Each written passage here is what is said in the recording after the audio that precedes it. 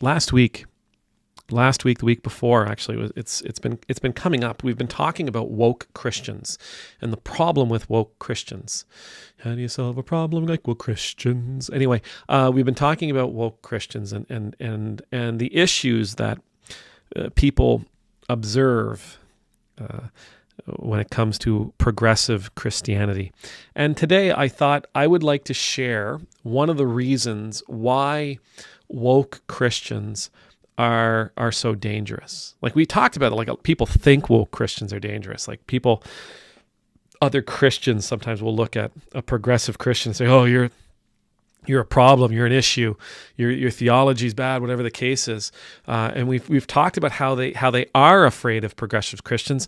I would like to talk about why they should be afraid of progressive Christians. Why the world should be afraid of progressive Christians, and I hope I'm articulating this correctly. And the very first thing that I want to suggest is one of the reasons why the world should be afraid of progressive Christians is because they are hell-bent on changing the world. That's the first reason why people should be afraid of progressive Christians. See, we've talked about woke before. Like, what does it mean to be woke? Most people on a certain side can't really define what woke is. They just know it's bad. Woke is bad. Woke is bad. Woke is bad. Why is woke bad? Woke bad. But really, what it means to be woke is to be aware, to be awake to what's going on, what's going on around you.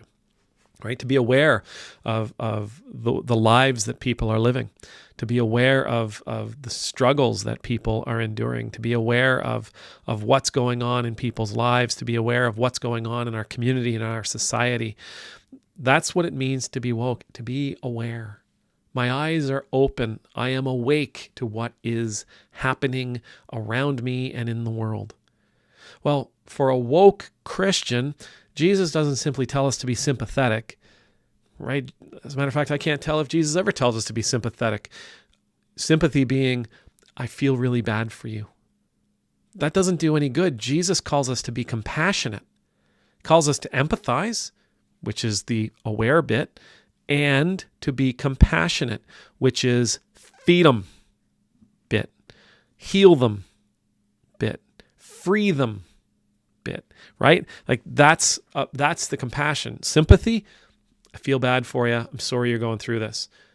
Empathy, I understand what you're going through. Compassion, my heart is breaking for you and I want to help. I want to fix. I want to alleviate. I want to heal. I want to restore, right? I want to re-energize and recharge. Like Jesus calls us to be people of compassion. Sympathy, pity, don't bring those to the table. Not worth it. We're not looking for that here. Christians, Jesus is looking for us to be about the business, to get to work, right? To pick up the tools we need and to get at it, to make this world a better place. Now, we sort of talked the other day about how some maybe are just quite happy with the way things are. We talked about, with Mom Donnie bringing some of the changes to New York and how there's a lot of people who are really upset by that because it's going to change their life. But that lot is actually really, really tiny in proportion to the rest of the community. It's like 1% of the community is scared because of the changes that he's going to bring in, because it's going to cost them. It's going to benefit many others, but it's going to cost them. The minority in our world hold the vast percentage of the world's wealth. Changing the world will mean changing how that wealth is distributed. It will mean changing how that wealth is maintained and kept. It'll mean that power is taken out of the hands of some and given back to the many. Like for Christians, for Christians who are truly trying to follow Christ, you are going to take on the mantle of being progressive in nature, woke, You're going to be people who are aware of the problems and who want to solve the problems. I like the term hell-bent, who are hell-bent on solving the problems. And if we actually start looking seriously at what some of these problems are, if we start looking at some of the oppression that's really going on out there, if we looked at some of the wealth disparity that's really going on out there, the gap between the richest and the poorest that's happening, we can't do anything as Christians except burn with a desire to change things. And that is a dangerous thing. It's a dangerous thought for many in this world. They're afraid of these Jesus freaks. They're afraid of these Jesus freaks making the changes that will actually alleviate the suffering of so many. Because sadly, too few in the world are quite content with other people suffering so long as it profits them. They're fine that other people are suffering. Perhaps they're willfully ignorant to the suffering of others so long as they're not affected, negatively impacted, and their wealth increases. Their comfort remains or they become even more comfortable. One of the reasons why I think some people in this world should be really, really terrified of woke, progressive Christians is because we're actually trying to follow Jesus. And Jesus tells us to be about change,